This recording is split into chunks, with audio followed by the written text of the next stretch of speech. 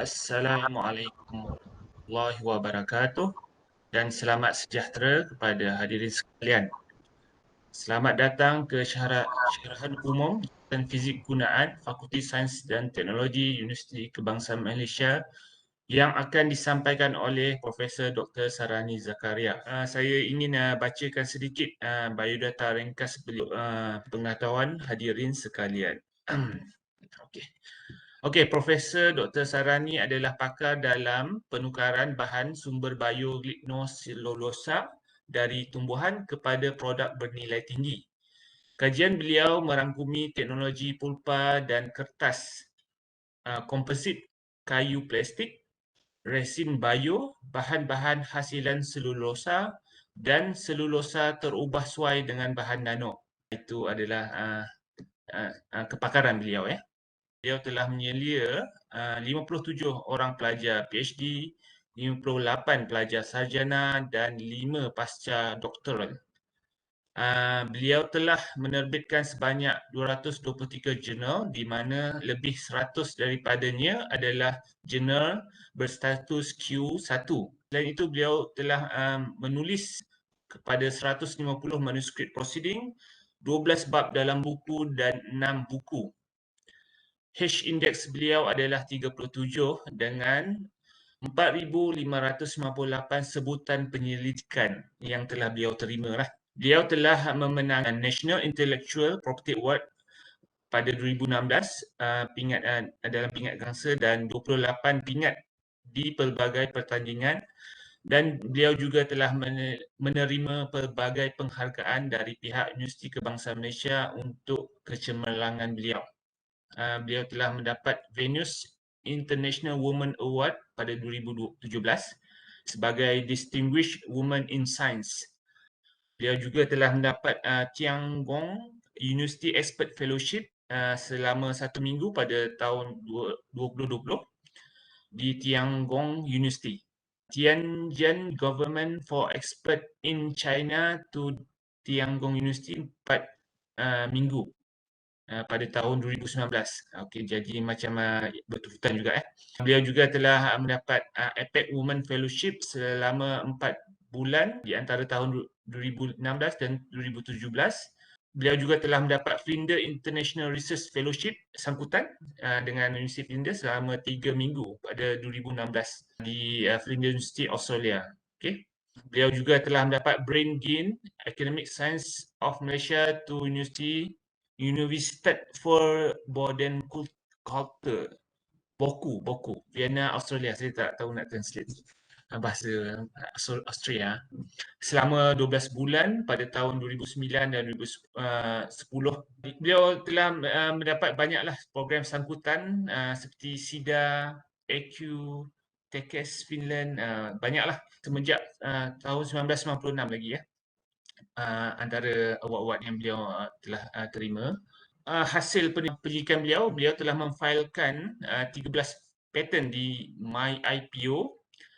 Jumlah grant yang telah diterima sepanjang perkhidmatan beliau adalah sebanyak 12.5 juta ringgit daripada 113 grant penyelidikan yang diketuai oleh beliau atau beliau sebagai penyidik utama dalam grant tersebut. Yang terakhir adalah pengalaman industri beliau. Beliau mempunyai banyak grant penyidikan seperti grant penyidikan dengan JICA, Japan Limonite. JICA grant yang bernilai 100 juta yen. Grant bersama syarikat Penchem Sendirian Berhad, Ansel Sendirian Berhad, Redcure Sendirian Berhad, UCB Belgium. Kerjasama saya rasanya. Waris North Sendirian Berhad. Beliau telah dilantik sebagai pakar perunding dalam pelbagai projek industri seperti ketua pakar runding di MTIB for National Project on Consensus Study of Woods-Based Industry in Malaysia. Jadi tanpa membuang masa, kita akan mendengar syarahan beliau bertajuk Jurang Pengkomersialan di antara Akademik dan Industri. Dengan segala hormatnya dipersilakan Profesor Dr. Saraniza. Terima kasih Dr. Amir. Saya share slide ya. Jadi saya diminta, saya cuba letak dalam slideshow untuk memberi sedikit pandangan ataupun syarahan sedikit mengenai jurang pengkomersialan antara akademik dan industri mengikut kepada pengalaman saya lah. Pengalaman yang sedikit ni sebelum orang kata kita bersara kan. Dan saya tahu ada di antara kita ni mungkin tidak faham dalam bahasa Inggeris. So Dr. Amir bagi saya 1 minit, 1 minit untuk bercakap sedikit dalam bahasa Inggeris. So I understand there are participants here Boleh. who cannot understand in English, in Malay. So the slide will be in English. So any question and answer, just jot down in the section, and Dr. Amir will be translated that into Malay, and I'll be answering both in Malay and in English. Okay. So the talk will be in Malay. Okay. Syarahan ni akan saya berikan dalam bahasa Melayu. Jadi lebih kurangnya begini mengenai gap between research practices by university and industry needs. So saya ingin melihat kepada satu sorotan yang pernah dikeluarkan oleh akhbar The Star mengenai masalah yang dihadapi oleh industri dan juga universiti. Kita tidak berkomunikasi antara universiti dan industri. Dan ini adalah yang dinyatakan oleh Institute for Capital Market Research Director, pengarahnya, iaitu Datin Azlin Osman Rani. Antara challenge ataupun cabaran-cabaran yang dihadapi antara kedua, industri dan universiti adalah satu, industri agak sukar untuk membaca kertas-kertas kerja yang dihasilkan oleh pihak penyelidik di universiti. Mengenai bagaimanakah sesuatu masalah tersebut dapat dilaksanakan dan sebagainya, kerana kebanyakan kertas kerja ini adalah dalam bentuk akademik. Jadi pembacaan antara akademik dan pemahaman industri agak berbeza. Itu adalah yang pertama. Dan yang keduanya ialah kekurangannya satu platform yang membenarkan antara akademik dan industri untuk bersama-sama kita katakan sharing knowledge untuk kita bersama-sama bertukar-tukar fikiran dan bersama-sama bertukar pandangan dan sebagainya, dan tidak ada satu hook ataupun sharing knowledge engagement yang dinyatakan dekat sini. Dan yang ketiganya adalah mengenai hubungan dengan akademia. Industri tidak tahu bagaimana nak mencari ataupun mendapatkan jaringan dengan akademia di dalam bidang yang diperlukan. Dan sama juga dengan akademia untuk mencari mereka-mereka yang di dalam industri yang berminat kepada penyelidikan yang dihasilkan di universiti. Dia bukan hanya kepada industri tapi juga masalah daripada akademik kepada industri. Dan yang keempatnya ialah mereka memohon supaya industri lebih dan juga universiti memberi sesuatu yang kita panggil sebagai active role, maknanya untuk menjadi lebih aktif bekerjasama dengan pihak industri dan juga penggubal polisi. Sebab ini sangatlah penting sebab sesuatu penyelidikan yang baru memerlukan kepada gubalan polisi dan juga memerlukan kepada taker ataupun industri yang ingin mengambil bagi kajian-kajian yang baru ataupun produk-produk yang baru. Bukan saja menyelesaikan masalah yang dihadapi oleh industri, tapi juga produk-produk yang baru itu adalah satu, kita panggil sebagai challenge, satu benda yang agak sukar untuk kita cuba nak laksanakan. Perbezaan antara academic research dengan industry research yang menyebabkan kita agak sukar untuk berkomunikasi dekat sini. Cara pemikiran yang berbeza antara kita dan industri.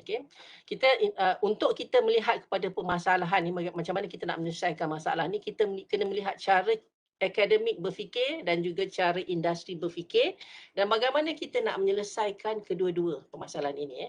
Cara orang akademik berfikir, kita selalunya bermula dengan sesuatu problem statement dan research question. What is the problem statement yang ada dekat situ, berapakah research question, soalan-soalan penyelidikan. Sebab kita lebih kepada penyelidikan, kita pergi kepada fundamental, asas, sciences ataupun the arts of it, mengenai benda yang boleh memberi kepada ilmu-ilmu yang baru. Biasanya begitulah. Sebab kita adalah akademik ini kita menjana ilmu baharu. Kita menjana ilmu baharu, memberi satu paradigma kepada masyarakat, kepada pelajar dan kepada semua stakeholder mengenai permasalahan-permasalahan yang berada dan bagaimanakah ilmu-ilmu baru itu dapat kita selesaikan melalui beberapa soalan penyelidikan. Dan soalan penyelidikan ni adalah soalan-soalan yang merujuk kepada masalah fundamental. Dan kemudian kita akan bermula dengan hipotesis mengikut kepada fundamental issue yang ada mengenai knowledge ataupun ilmu-ilmu yang sedia ada, dan kita melihat kepada gap ataupun jurang antara penyelidikan tersebut, apakah yang baru yang kita panggil sebagai novelty.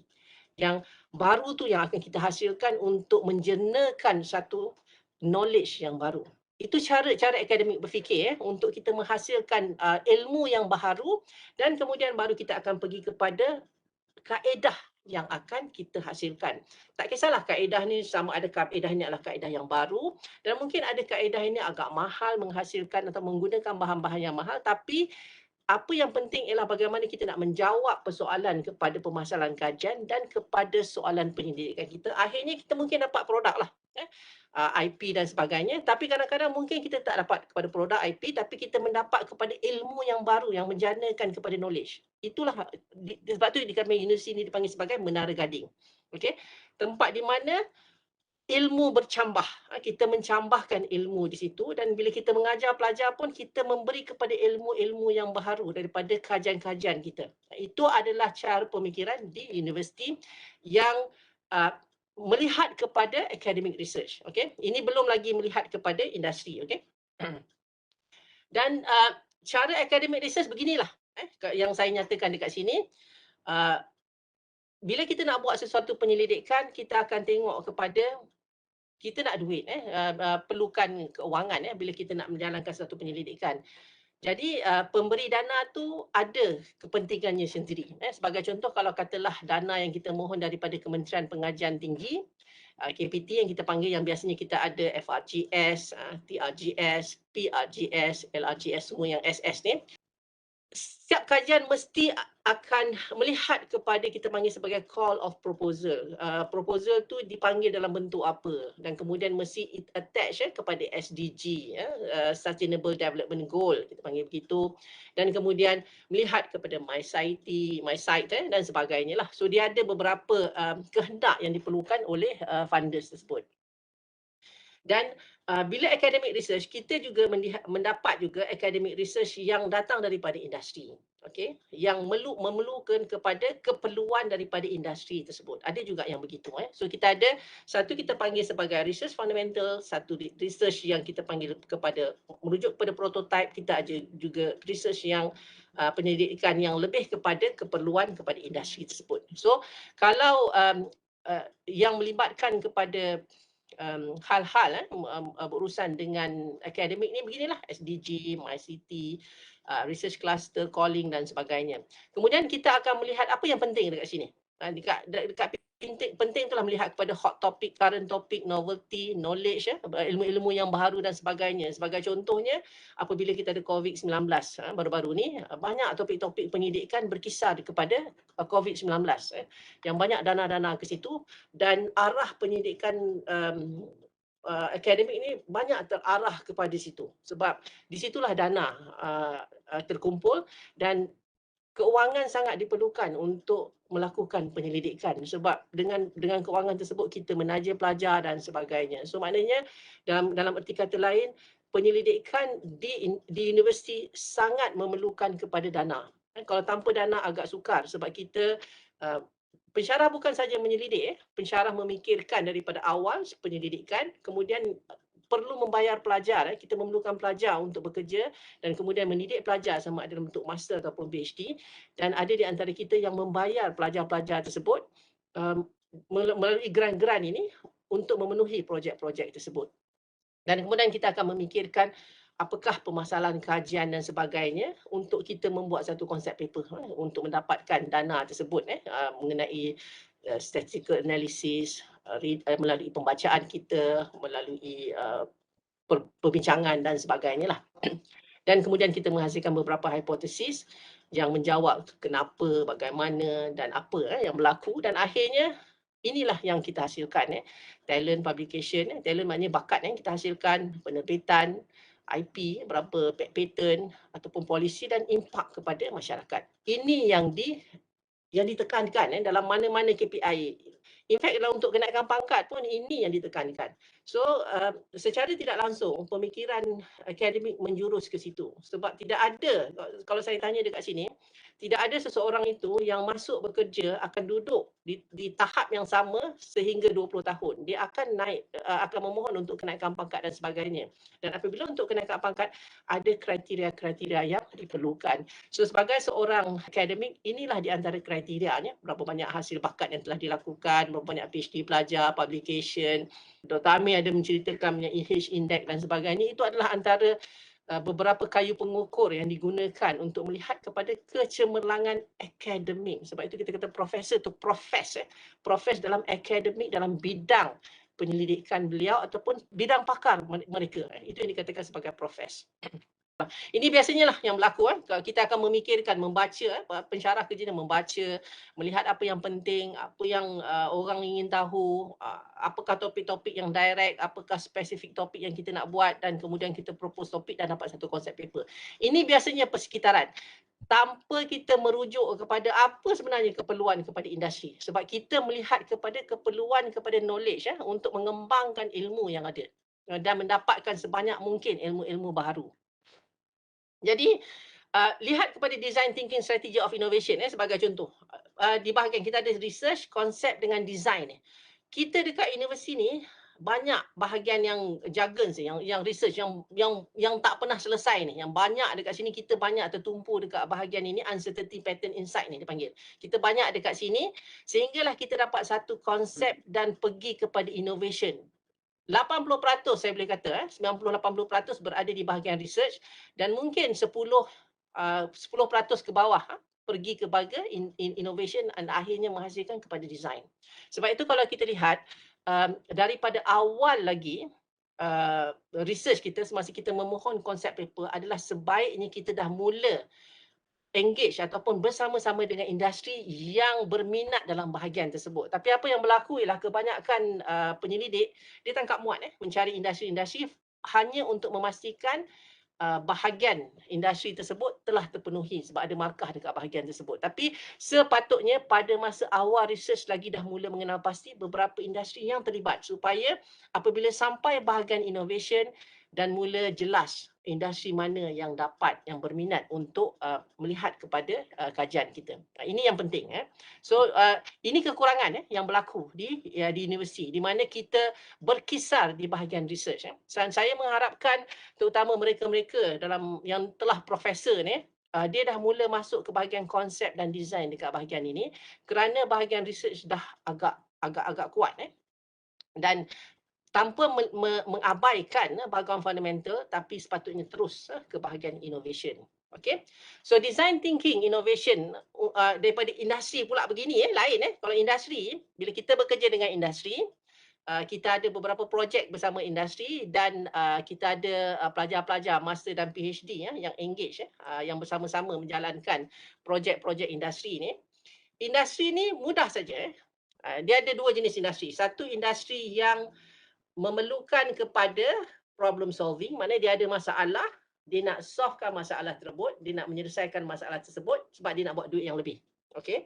Yang kedua adalah industri yang besar. Industri yang besar, dia melihat kepada produk-produk yang baru yang berdaya saing di masa hadapan. Yang itu dia nak buat produk baru. Itu ada dua. Yang satu menyelesaikan masalah sedia ada, satu lagi berminat kepada produk-produk yang baru untuk persaingan di masa hadapan. So, cara industri berfikir ialah apa masalah dia? What is the problem? Apa masalah yang dia tengah hadapi ataupun apa masalah yang dihadapi oleh sekarang yang dia boleh grab untuk dia buat duit to the end. Akhir dia duit.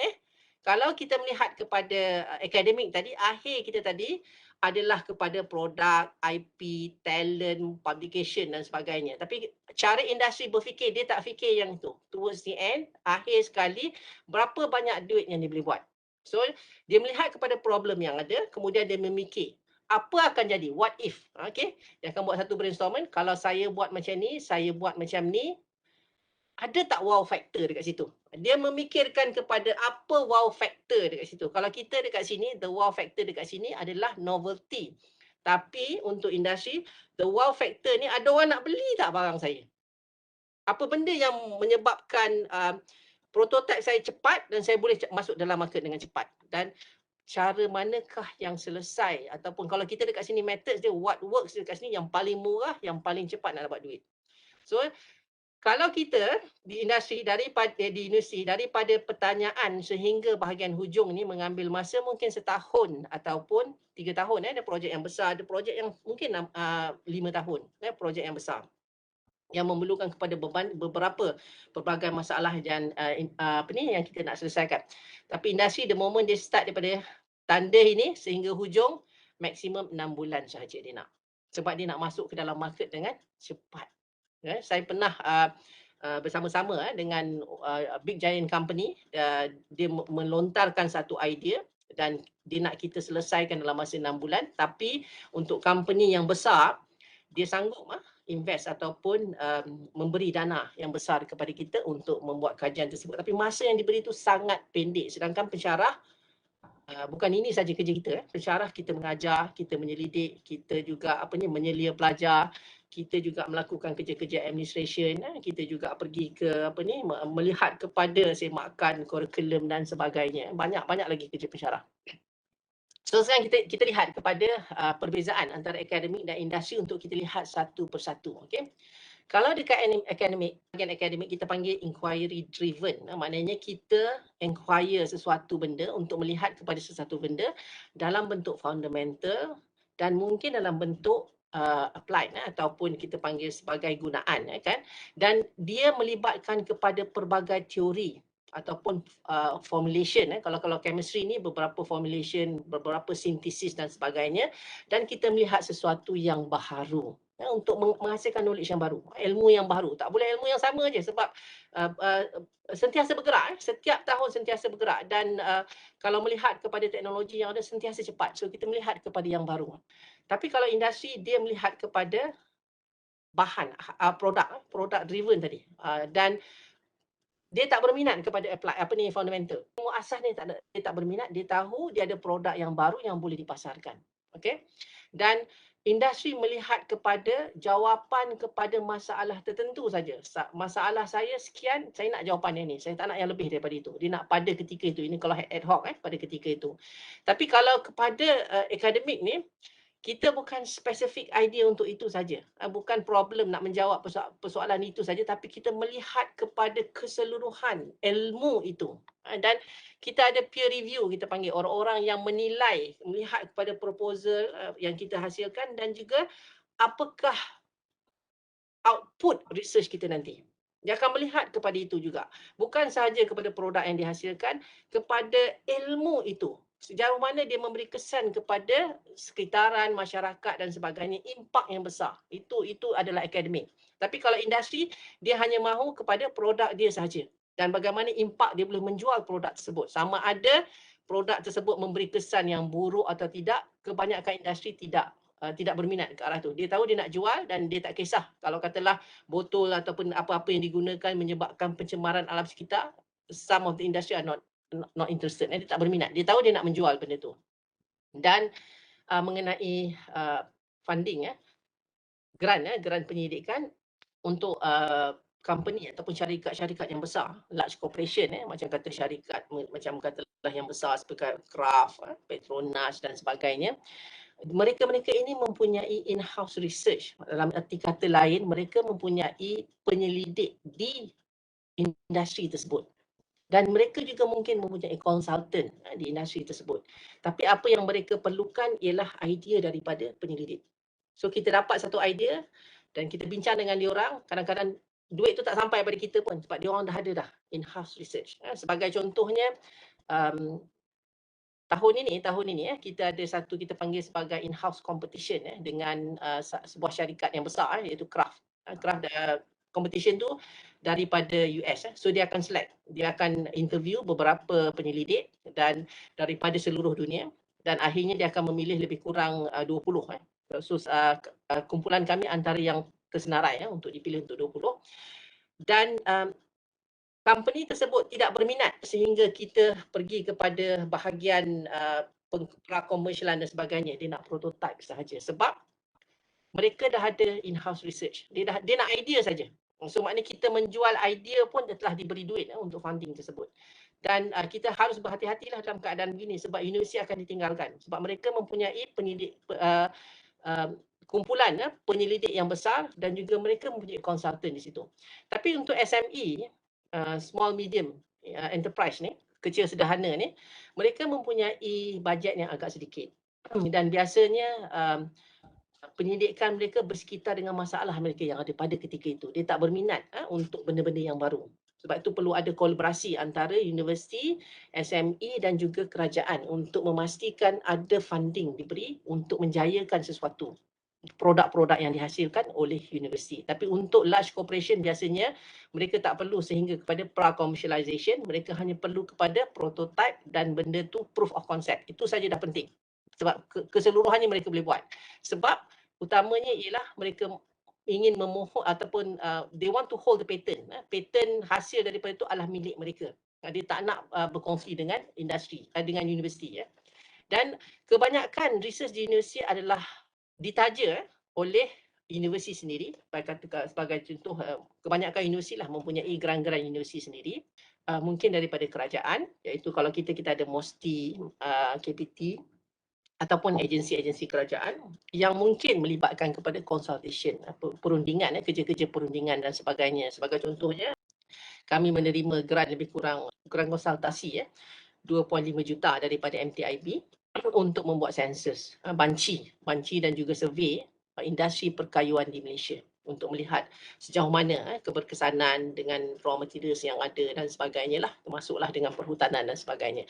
So yang itu melihat kepada keperluan yang diperlukan oleh universiti yang biasanya lebih kepada fundamental dan sebagainya. Kemudian kita ada government agency dan seterusnya. Kalau universiti pun, kalau geran, dia ada geran fundamental, dia ada geran multidisiplin, dia ada geran penyelidikan, pendidikan, kemudian dia ada juga geran yang melebihkan kepada penghasilan produk ataupun inovasi kepada produk tersebut. Banyak untuk geran-geran yang kita boleh pecah-pecahkan. Begitu tak juga dengan kementerian mempunyai geran-geran yang tertentu. Satu lagi masalah yang terbesar di universiti ialah infrastruktur. Infrastruktur dekat universiti ialah infrastruktur yang lebih mengkhususkan kepada fundamental dan applied. Itu saja. Kita tak ada ruang yang kita kata ada warehouse yang boleh buat satu what you call is pra-commercialization area dan sebagainya. Okay? Tapi kalau dengan company-company yang besar, infrastruktur dia memang fokus kepada produk yang dia ada. Large technology, new technology, equipment, upscaling, semua dah ada dekat situ. Kalau kita nak memohon pula untuk upscaling tersebut, tempat lagi memberi adalah antara satu yang paling challenging sekali, ruang apabila kita nak buat sesuatu kepada para commercialization apabila bersama, terutama sekali dengan SME ni. Mereka itu juga tidak mempunyai ruang. Tapi kalau untuk company yang besar, ruang tidak ada jadi masalah kepada mereka asalkan boleh menghasilkan produk yang lebih baik. Dan untuk industri, bila kita buat dengan industri, satu lagi yang pensyarah risau ialah confidential dan IP filing.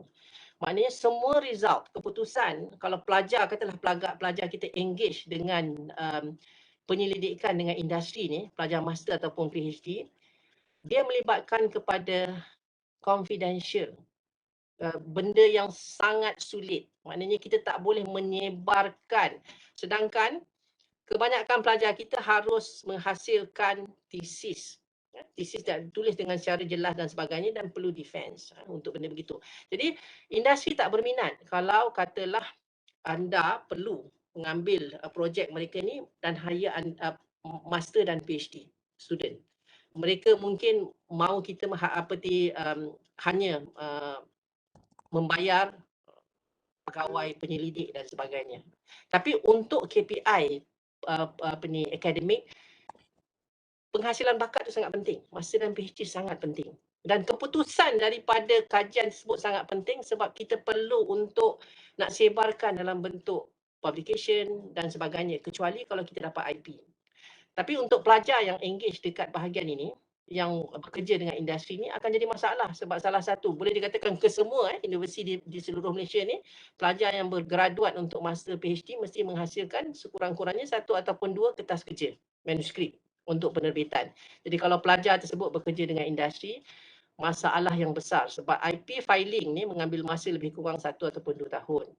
Kita nak file dan sebagainya. So kalau macam kata UKM, kita membenarkan salah satu daripada kertas kerja tersebut adalah IP. Dibenarkan diterima sebagai syarat bergraduat. Tapi perlu lagi satu lagi lah, manuskrip. So yang ini pun akan memberi kesan juga. Kita harus memikirkan bila kita mengambil projek-projek industri ni, masa yang diperlukan dan juga output yang dihasilkan. Bagaimana mengenai result yang akan ada di situ sebab terlalu confidential. Sebagai contoh, kita ada pelajar kita yang engage dengan PenCam, dengan Ansel dan sebagainya. Pada awal 2 tahun tu memang banyak projek-projek Ansel, akhir tu baru buat kepada academic finding dan sebagainya. Tapi bila nak masukkan ke dalam PhD thesis tadi agak sukar ataupun master thesis agak sukar sebab ada bahagian yang tidak dibenar dikeluarkan, dimasukkan dekat situ dan memberi kesan kepada pelajar tersebut. Akhirnya pelajar banyak tidak berminat untuk melakukan kajian-kajian dengan industri.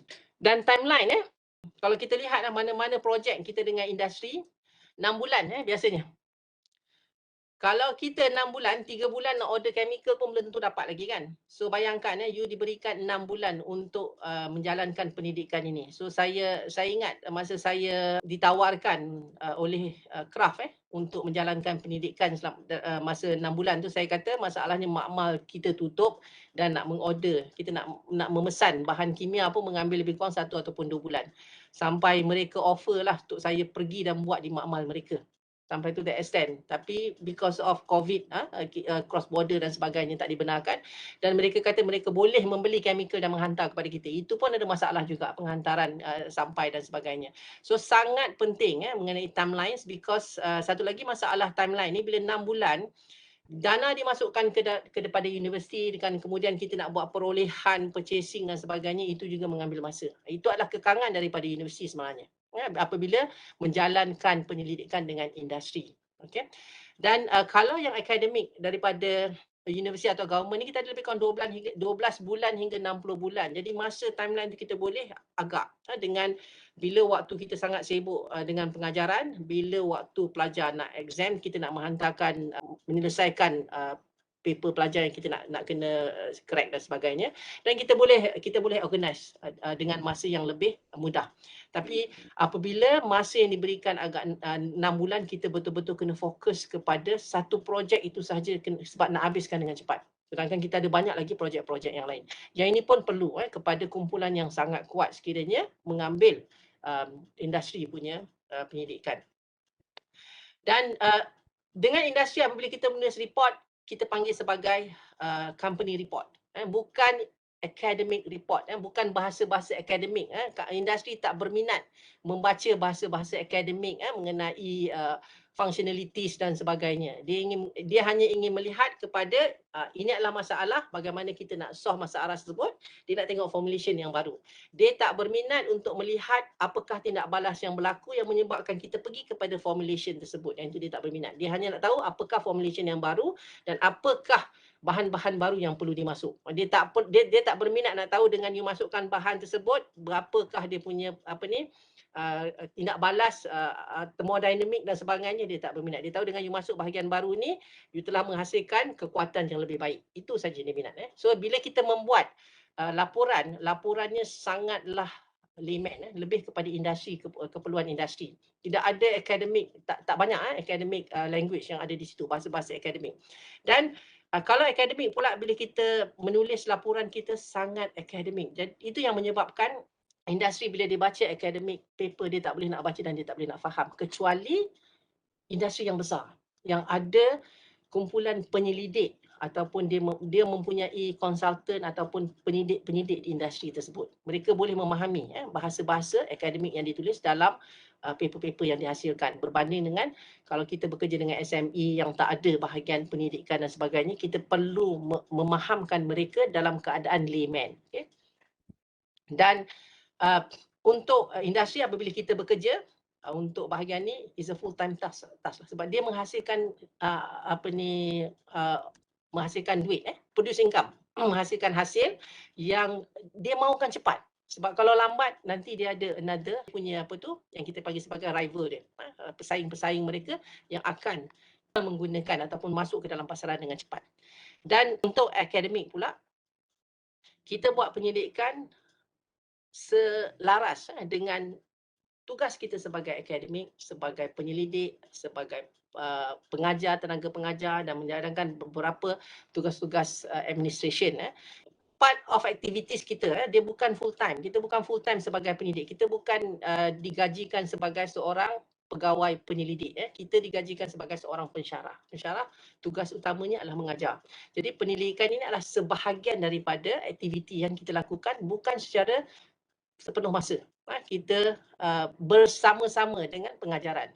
Dan satu lagi, kita sebagai penyidik, bila kita buat penyidikan tu, kita mencari research yang kita minat, penyidikan ataupun topik yang kita minat, yang menggembirakan kita. Kita tahu itu adalah area kita dan kita berminat kepada arah tersebut. Jadi kita, it's a freedom of thinking. Kita pursue kita punya interest. Kita nak kegembiraan kita. Indeks kegembiraan kita tinggi sebab kita mengembangkan dalam area kita. Andai kata saya disuruh membuat satu penyelidikan menggunakan metal ataupun logam, saya tak berminat. Sebab saya memang berminat kepada benda-benda yang biomass, selulosa dan sebagainya. Apa saja yang melibatkan kepada selulosa, lignin ataupun hemiselulosa. Itu adalah minat saya. Dan kemudian mungkin menambahkan dengan nanoteknologi dan sebagainya. Tapi untuk dengan industri ini, spesifik agenda dan biasanya tak adalah peer review dan sebagainya. Untuk industri, dia nak solution yang paling mudah dan risiko yang paling rendah. Sebab dia tak nak habiskan banyak duit. Dia nak risiko yang paling rendah dan juga solution dia yang paling minimum, yang paling cepat. Okay? Dan kalau kita akademik, kita akan maximize solution. Kita akan cuba pelbagai-bagai. Sebab tu kita ada banyak research question, soalan-soalan pendidikan yang banyak supaya kita melihat kepada beberapa sudut yang ada. Sebab kita nak mengembangkan ilmu. Kita nak menjawab perkataan kenapa, bagaimana, yang itu. Why, how and what. Kita nak menjawab bahagian itu. Dan kita nak maximize apa yang kita dapat tu semaksimal yang mungkin dan cuba nak habiskan bahagian tersebut supaya lengkap penyelidikan tersebut. Tapi bukan untuk industri, pada ketika itu je. Dia nak minimum solution, maximize risk. Dan kemudian hasil daripada capaian yang kita buat tadi industri, dia nak proven solution tadi tu untuk nak menjawab kepada permasalahan tu mesti risiko yang betul-betul rendah sebab ia melibatkan keuangan.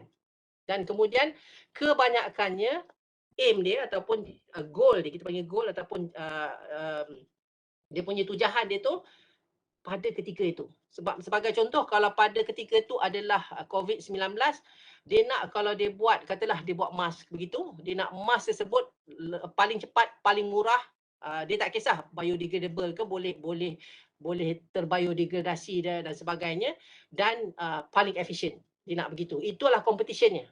Tapi kalau kita dekat akademik ni, kita nak melihat kepada rongga-rongga yang ada, jenis-jenis materials yang perlu digunakan, bahan-bahan yang perlu digunakan, dia terbiodegradasi ataupun tidak. Sebab kita memberi concern, kita memikirkan kesan kepada alam sekitar. Sebab kita, bila kita berfikir, kita akan lihat kepada Sustainable Development Goal, SDG tu. Ke arah mana dia dapat memberi impak kepada masyarakat. Tapi tidak industri. Impaknya adalah kepada duit yang dia nak hasilkan. So, ini yang menyebabkan challenge, cara pemikiran yang sangat berbeza. So, kalau kita melihat kepada short range of goal ni, goal yang paling dekat ni, pensyarah tak boleh mengharapkan apa-apa penerbitan akademik dekat sini. Untuk selesaikan saja. Dan kemudian, kita kalau akademik, kita nak tengok solution yang baru, highly innovation dan sebagainya lah. Apakah novelty kepada permasalahan yang tersebut yang dapat kita selesaikan. Dan sebab bila kita dapat sesuatu innovation yang bagus dan sebagainya, kita boleh attempt ataupun kita boleh menulis ke dalam publication yang berimpak tinggi. Kenapa kita kata publication berimpak tinggi? Sebab kehidupan kita adalah ataupun recognition, penghargaan ataupun ilmu kita ni lebih dihargai oleh mereka-mereka yang mempunyai ilmu bersama-sama dengan kita.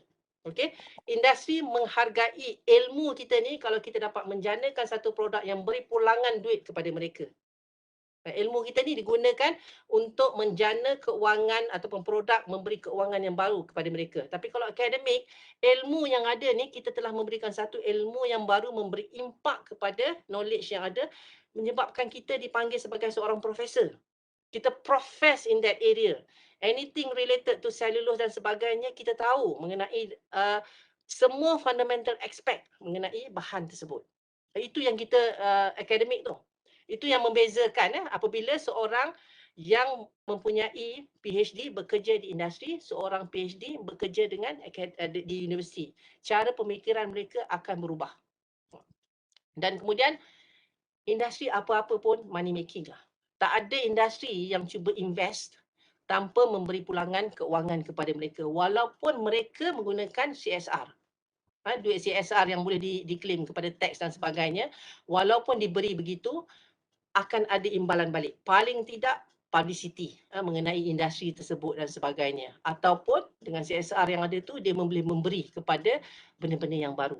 Tapi kalau kita, imbangan tu kita melihat kepada kita menghasilkan bakat, kita bukan saja menghasilkan PhD dan master student. Kita nak emphasize, kita nak tekankan kepada postgraduate student ni, kita nak develop, kita nak menghasilkan student yang betul-betul cekal. Student yang boleh berfikir, student yang independent, yang apabila kita lepaskan mereka tu dalam amal dia membaca kertas kerja tu, dia boleh memikirkan dengan baik. It's not a spoon feed. PhD master pelajar dekat universiti ni, dia bukan spoon feed lagi, bukan kita sogokkan mereka dengan ilmu. Kita mengajar mereka bagaimana mencari ilmu yang baru. Tapi industri, dia tak nak baca dah paper tu, dia nak kita terus bagi tahu dekat dia apa masalah dan bagaimana nak menyelesaikan. Itu yang membezakan cara pemikiran antara keduanya kan. Jadi macam mana kita nak rapatkan jurang tersebut Kita dah tengok cara pemikiran kita berbeza kan. Bila pemikiran berbeza, kita kena memastikan ada what you call is develop trust. Kepercayaan industri kepada penyelidik. Sebab kadang-kadang penyelidik ni, dia greedy tau. Kita katanya adalah orang-orang yang nak semua. Kadang-kadang benda tu bukan area dia pun dia nak buat juga. Bukan dalam bahagian bidang kepakaran dia pun, bila ada industri, dia pun nak ambil benda tu dan dia mengatakan dia pakar dalam bidang tersebut. Menyebabkan bila tak dapat solve satu problem dan sebagainya, menyebabkan industri hilang kepercayaan kepada penyidik. So penyidik kena pastikan dia kena jujur. Jujur di dalam ilmu yang ada. Okay? The first thing ialah membina kepercayaan antara industri dan penyelidik. Sebab kita kena ingat, Malaysia ni sangat kecil. Kalau industri ni, mereka dalam area yang sama, mereka berhubungan antara satu sama lain. They communicate with one another. So then, apa-apa yang berlaku, benda ni akan spread. So pastikan you develop trust. Maknanya kalau benda tu adalah confidential, jangan disebarkan. Kalau benda tu adalah benda yang memerlukan kepada strategi yang baru industri tersebut, jangan dibincangkan. Sebab the moment you dah menyebarkan benda tu, you menghilangkan kepercayaan industri kepada seorang penyelidik. Okay? Kemudian kita lihat kepada minat kedua-duanya. Antara akademik dan industri. Apa seorang akademik itu minat dan apa industri yang minat, dan lihat pandangan pada kedua-duanya. Okay? Dan melihat kepada ilmu dan apa ilmu daripada industri, daripada universiti, dan apa yang dihasilkan di industri. Di industri tersebut. So kena tengok. Okay? Dan kemudian kita sebagai akademik kena faham keperluan industri. Industri tak nak semua. Dia ada benda yang certain yang dia nak. Fokus yang itu je. Sebab tu dia kata 6 bulan. Jangan cerita benda yang lebih. Apa yang dia nak saja. Dan some cases industri tak berminat pun. Dia tak tahu pun mengenai proses. Mengenai proses ataupun akademik dan sebagainya. Just hanya apa yang diminat oleh industri. Dan kebanyakan industry workers ni, kita ada undergraduate. Undergraduate yang levels undergraduate yang ada di antara undergraduate level ni yang dah expose kepada research activities. Final year project, kita panggil projek tahun akhir ni, mereka dah biasa dengan research. Bahawa dekat industri ni perlunya pendidikan. Dan kebanyakan industri ni apa dia buat, try and error. Dia cuba ni, dia cuba tu, cuba tu. Dia spend so much antara cuba dan salah. Cuba salah dan sebagainya. Kemudian ialah identify promising opportunity. daripada awal lagi kita dah mula kena collaborate untuk pencerah-pencerah. Sebab tu kalau kita lihat FRGS pun dah mula minta kita berkolaborasi daripada awal. Bila kita kata berkolaborasi, jangan tangkap muat. Kenal pasti industri daripada awal bila kita berminat dengan apa-apa research ni, search semua industri yang melibatkan selulosa. Siapa yang pakai biomass ni dan sebagainya. Mungkin digunakan biomass ni untuk haiwan, digunakan untuk pertanian, digunakan untuk buat benang, digunakan untuk buat kertas dan sebagainya. Dapatkan semua ni. You should have the list. Dan bila ada mana-mana punya conference ke seminar dan sebagainya, engage, jumpa mereka, bercakap dengan mereka. Kita tak boleh nak expect industri datang jumpa kita, dia tak kenal. Kita yang kenal industri-industri tersebut tu, dan dengan mereka, bawa mereka ke universiti, kenalkan dengan pensyarah yang ada yang dalam bidang tersebut. Dan kemudian kena ada follow up lah. Masalah dengan pensyarah kita ni, bila kita dah kenalkan mereka, tak ada follow up, diam. Industri diam, dia pun diam. Follow up kena ada. Hubung antara komunikasi dan sebagainya perlu diadakan, dan mungkin kita perlu adakan berkala kan, kita panggil industri dan masyarakat, industri dan universiti secara berkala. Perlu ada begitu untuk memastikan. So, kolaborasi pada awalnya. Okay? Dan kemudian kita kena ada plan, jangka panjang dan jangka pendek. Untuk satu flexibility, untuk kelenturan dan juga untuk memastikan kesuburan kolaborasi kita. Kena ada benda tu, kena pastikan. Dan setiap daripada kita mungkin ada kumpulan-kumpulan penyidikan masing-masing, pastikan benda tu berlaku. Dan kalau kita bekerja sebagai individu, pastikan benda ni berlaku. Walaupun kita kata penyidikan saya ni lebih kepada simulation, penyidikan saya lebih kepada fundamental dan sebagainya, tak apa. Kadang-kadang benda tu mungkin ada minat kepada mungkin sekolah-sekolah, NGOs, dan mungkin kepada industri yang besar, kadang-kadang dia memerlukan kepada fundamental ni, benda-benda yang asas ni dan sebagainya yang mungkin related kepada mereka. Kadang-kadang kita rasa tak ada kena-mengena pun, tapi rupanya ada dan kita tak tahu sebab kita tak pernah bercerita dengan mereka. Kalau katalah kita nak buat sesuatu pendidikan dengan industri tersebut melibatkan IP ataupun patent, daripada awal lagi kena dijelaskan supaya tak bergaduh towards the end. Kalau tidak nanti, bila yang ini tidak dijelaskan daripada awal, nanti industri dah tak nak lagi dah berkolaborasi dengan universiti sebab dia kata apa-apa buat pemasalan dia, tiba-tiba IP tu adalah milik universiti. Sedangkan dia bagi grant. Universiti pula kata, kami bagi ilmu dan juga kami bagi ruang. Kita, pelajar-pelajar kita yang bekerja untuk benda ni. Yang ini kena settle daripada awal. Semua, kalau katalah UKM, kita ada inovasi at UKM, yang ini dia orang kena settlekan daripada awal, non-disclosure agreement mengenai IP milik siapa dan sebagainya, siapa yang nak file IP dan sebagainya. Yang ini kena disettlekan daripada awal lagi supaya tidak ada pertelagahan. Kemudiannya ialah mesyuarat berkala. Kena ada mesyuarat berkala, dialog workshop antara industri dengan universiti. Yang ini kalau katalah besar, mungkin inovasi at UKM, kalau UKM ataupun mana-mana RMC perlu mengadakan begini sebab ada beberapa institution yang saya tahulah setiap tahun dia akan adakan 2 kali memanggil semua industri yang berkaitan dengan mereka untuk menerangkan kajian-kajian yang dilakukan oleh institusi tersebut, dan dia bagi pitching lebih kurang 3 minit bagi setiap pensyarah-pensyarah untuk menerangkan kajian dan juga buklet mengenai kajian-kajian yang ada di universiti. Yang ini kita mungkin tak ada dan perlu kita buat regular meeting untuk kita menyebarkan apakah kajian yang ada di universiti yang mungkin industri berminat. Sebab kalau katalah industri tersebut dia ada masalah dan sebagainya, dia tahu okey kajian ni berlaku dan sebagainya. Sebab dia nak masuk ke dalam baca Scopus pun dia tak tahu nak melihat kepada kepakaran seseorang tu. Kalau dia buka, kalau UKM sarjana pun dia pun tak tahu macam mana nak cari sebab keywords tu pun mungkin dia tak faham mengenai keywords yang kita gunakan sebab kata kunci yang kita gunakan kata kunci yang sangat akademik. Dan dia pun tak faham apa yang dimaksudkan dengan kata kunci tersebut. Okay? So, maknanya kita perlu ada. Kalau industri yang besar tak ada masalah. Tapi kalau industri yang small scale ni, yang itu ada masalah sebab kadang-kadang owner dia pun tidak memahami ataupun mungkin mempunyai hanya sehingga peringkat sekolah menengah sahaja, tapi dia telah berjaya. Ataupun pekerja-pekerja dia tak perlukan pekerja-pekerja yang mempunyai diploma dan sebagainya.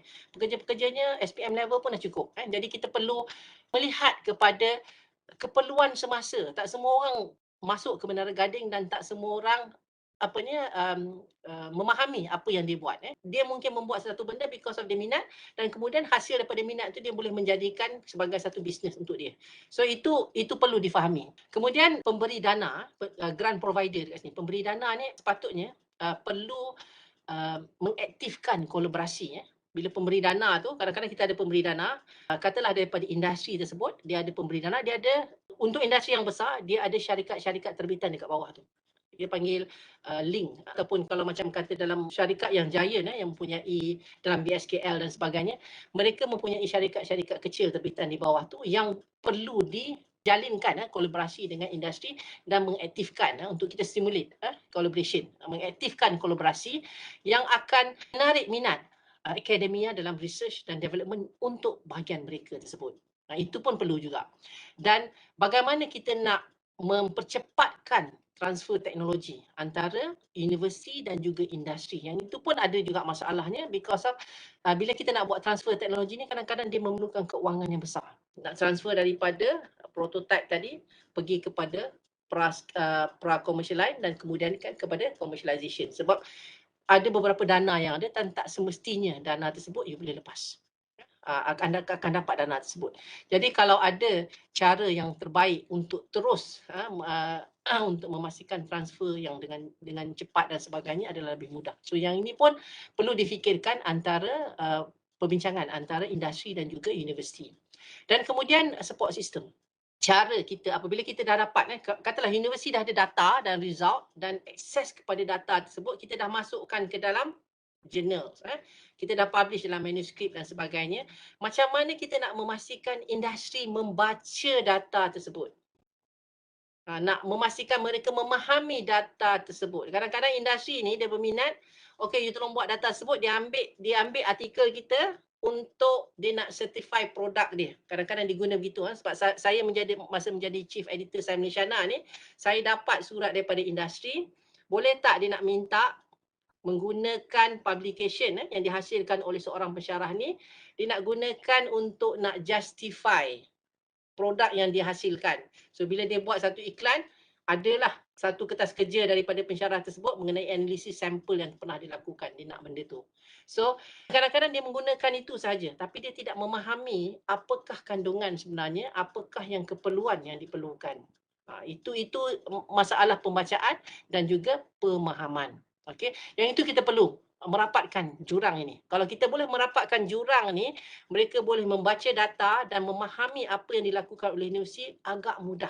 Sebab tu mudah kita bekerjasama dengan industri yang besar berbanding dengan SME. Sebab industri yang besar mereka mempunyai kumpulan-kumpulan penyelidik ataupun dia orang ada research group, ada research center dalam industri yang besar. Tapi masalah yang dengan industri yang besar ni ialah mereka tak berminat sehingga kita kepada commercial sebab mereka yang akan buat begitu. So dia akan ambil daripada awal pada benda tu belum mature lagi dalam keadaan konsep kita ataupun kita ada prototype dan sebagainya, kita kena melepaskan pattern kita pada masa itu.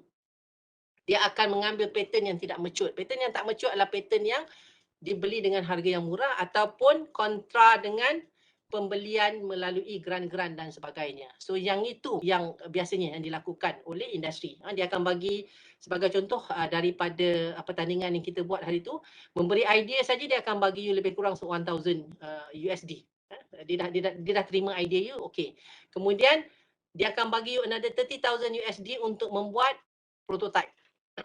Okay, bila dia dah buat prototype, that's it, dia dapat prototype tu, kemudian dia akan buat competition, you menang competition, dia bagi 30,000. Kemudian apabila dia berjaya memfilekan patent, you bagi lagi 30,000. You hilang segala-galanya. So that's it, you stop. Itu adalah biasa yang dilakukan oleh industri yang besar. Tapi kalau industri yang kecil, dia nak tengok sampai benda tu berjaya dikomersialkan. By the time kita nak komersialkan, it takes a long time dan kemudian mungkin masalah keuangan dan sebagainya oleh industri kecil untuk nak mengkomersialkan benda tu. So itu yang menyebabkan sangat sukar apa yang berlaku dekat sini. Dan kita perlu untuk identify, mengenal pasti jurang yang ada sini dan kena ada satu kita panggil sebagai round table discussion. Kena ada satu diskusi antara SME dengan big corporation ini, company-company yang besar ni, apa yang mereka mahukan, bagaimana universiti dapat membantu mereka dan bagaimana mereka dapat membantu universiti atau menghubungi universiti untuk sama-sama bekerjasama. Sebab kebanyakan industri dia takut dengan universiti. Dia takut nanti bila saya cakap dengan universitinya, dia akan buat benda lain, habis idea saya pula. Dan universiti pula, apabila kita bercakap dengan industri yang besar, kita takut idea kita diambil dan kemudian kita ditinggalkan. Sebab mereka mempunyai semua fasiliti yang ada. So, towards the end, kadang-kadang industri yang besar dia tak berminat kita untuk menjadi sebagai membuat pendidikan, tapi dia mungkin engage kita sebagai consultant ataupun kita panggil sebagai perunding saja. Dan dia akan bagi gaji perunding, tapi kita tidak ada hak kepada penyelidikan tersebut.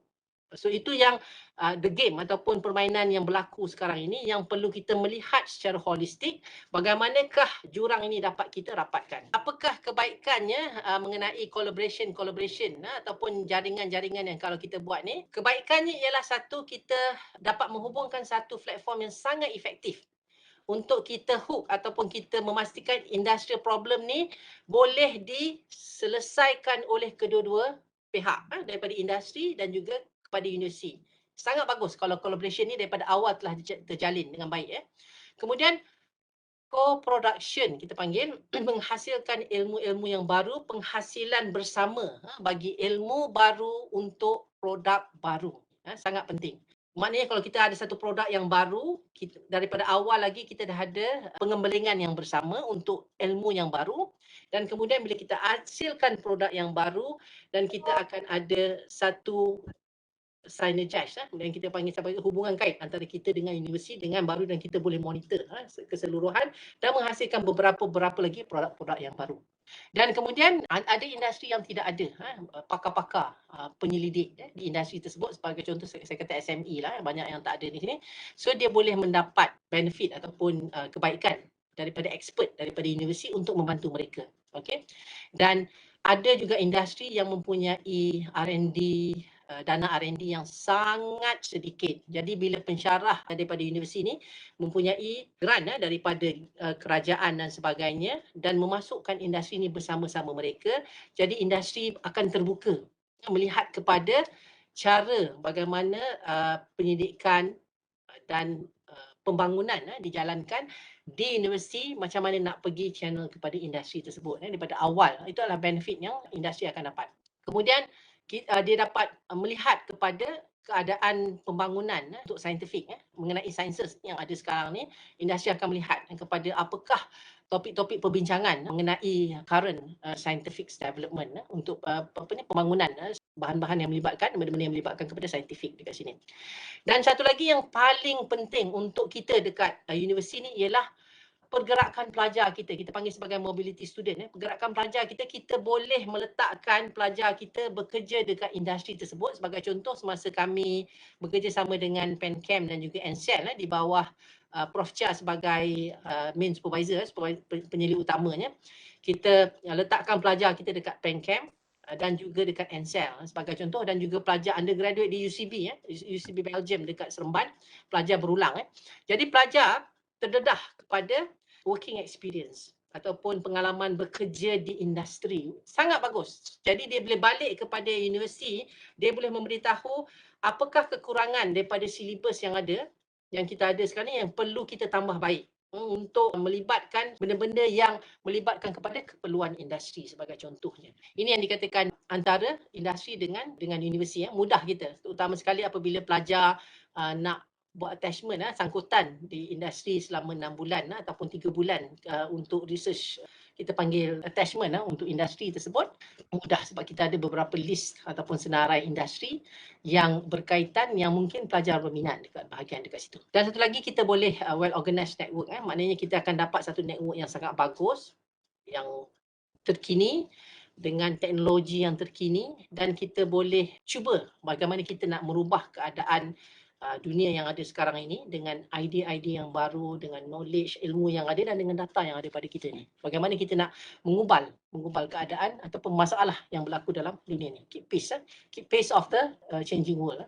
Dan kemudian apabila kita mengajar pun, bila kita melihat kepada kolaborasi yang baik dengan universiti ni, bila kita mengajar ada beberapa kandungan dalam silibus pengajaran kita tu akan kita tambah baik untuk memastikan konten pengajaran kita ni adalah terkini dengan apa yang digunakan oleh teknologi semasa oleh industri. Maknanya kalau saya mengajar 10 tahun yang lepas, 10 tahun sekarang dengan kandungan yang lepas ada penambahbaikan melihat kepada teknologi-teknologi terkini ya. Bagi kalau macam sains bahan ni dia melibatkan kepada banyak industri dan sebagainya kan. Dan begitulah juga dengan program-program yang lain. Dan kadang-kadang kita boleh membenarkan industri menggunakan makmal kita dan kita menggunakan makmal mereka. Ini dikatakan laboratory research for both party. Saling menggunakan makmal antara satu sama lain dan juga menggunakan personal resources untuk industri. Kita dilantik sebagai konsultan di industri dan kemudian kita boleh melantik pakar-pakar daripada industri untuk mengajar di universiti. Kita kata sharing personal resources lah. Maknanya kita nak berkongsi ilmu yang ada. Industri datang ke universiti mengajar pelajar mengenai keadaan di industri tersebut, mengenai teknologi semasa dan sebagainya. Pensyarah pergi ke industri tersebut untuk menerangkan apakah ilmu baharu yang perlu diperbaiki atau perlu dilaksanakan ataupun perlu digunakan untuk industri tersebut. Ini yang dikatakan sebagai kolaborasi yang sangat penting. Dan jadi bila kita ada begitu, maknanya industri tak perlu lagi mengambil risiko melalui atau menghabiskan mengambil risiko menggunakan research ataupun penyelidikan yang asas. Sebab kita dah buat dah dekat asas, so industri tak perlu lagi dah take risk, mengambil risiko untuk penyelidikan yang asas. Dan juga ini membantu universiti untuk membina reputasi dan juga kecemerlangan di mata industri yang sedia ada di Malaysia ini ataupun di luar negara. Dan juga creating human resources for industry and stabilizing long term research. Bila ini berlaku ialah kita dapat memastikan pendidikan di industri dan universiti akan sentiasa berterusan sehingga kita dapat membantu antara satu sama lain dan menghasilkan produk-produk yang baru untuk industri dan juga membantu untuk menyelesaikan masalah pada industri tersebut. Okay? Ini antara inovasi, strategi dan product development lah. So untuk industri ni, bila kita bekerja dengan industri untuk pensyarah, kita kena respon kepada masalah asas. Kita panggil sebagai root causes. Lihat kepada masalah asas, macam mana industri berminat, dia tak berminat kepada fundamental, jadi melihat kepada improvement of existing product. Macam mana kita nak menambah baikkan produk yang ada ataupun servis yang ada. Ini yang sebab kita nak dapat get, don't talk, jangan cakap banyak sangat mengenai akademik. So lihat kepada apa yang diperlukan oleh industri tersebut. So bila kita melakukan pendidikan dengan industri, melihat kepada bagaimana kita nak memperbaiki produk yang sedia ada, servis yang sedia ada dan bagaimana kita boleh memberi satu pandangan yang inovatif kepada permasalahan tersebut. Dan kemudian dia nak direct approach. A to A. Satu kepada satu. Jangan banyak-banyak. Yang ini adalah direct approach sebab dia melibatkan keuangan. Okey, kalau ini masalahnya, ini adalah penyelesaiannya. Okey. Berapa kosnya? Kalau ini masalah ni, ini penyelesaiannya, berapa kosnya? Itu yang dia nak. Dan kemudian dengan permasalahan yang ada ni, boleh tak kita menghasilkan satu wow yang baru? Maknanya sekarang produk dia dah wow. Dah ada wow factor dah, memang bagus sangat dan ada masalah dengan produk tersebut. Tapi dengan kita menghasilkan tu, boleh tak ada another wow? Itu yang industri berminat. Sebab another wow tu adalah wow money untuk mereka. Duit yang banyak lagi. Lebih banyak lagi orang akan berminat untuk membeli barangan mereka dan sebagainya. Dan kemudian bila kita nak buat working of solution untuk menambah baik kepada permasalahan tersebut, apakah scientific method tadi tu? Praktikal yang paling mudah untuk mereka lakukan. Apakah problem atau permasalahan yang kita nak selesaikan tersebut? Ada tak alat-alat tersebut? Exist tak? Boleh tak dia buat benda tu? Kalau alat tu tak ada kat Malaysia, agak sukar. Kalau alat tu masih belum ada lagi, belum terjual, juga sukar. Sebab dia nak buat benda yang baru yang kita propose dekat dia, tapi alat tu tak ada untuk dia nak buat benda tu. Ataupun bahan yang kita nak pakai tu mahal dan sebagainya. So yang tu kena fikir. Market demand, pasaran semasa ni, ada tak? Ada tak orang yang berminat nak berbeli untuk benda-benda yang baru tersebut? And then macam mana kita nak test hipotesis yang kita ni dengan eksperimen yang ada. Dan kemudian target market dia. Sebab industri ni satu kebaikan mereka, kelebihan mereka, dia dah ada klientel. Dia dah ada market yang tertentu, dan macam mana you nak memastikan target market dia ni boleh dibesarkan lagi dengan adanya produk-produk yang baru. So yang itu itu yang kita katakan satu challenge. Dan competitive research. Sebab tu bila you nak buat satu research yang baru ni, you kena define value produk kita tu kepada mereka. Macam mana kita nak define dan sebagainya.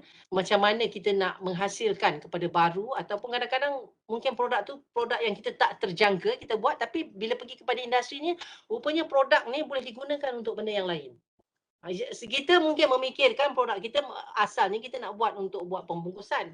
Tapi bila pergi kepada industri, ia bukan pembungkusan lagi dah. Dia boleh pergi kepada pertanian, begitu. Ataupun dia boleh pergi kepada baja. Kita pun tak terfikir benda tu. So sebab tu kita perlu melihat kepada area yang sangat besar, bukan kepada satu sahaja yang kita mengenal pasti.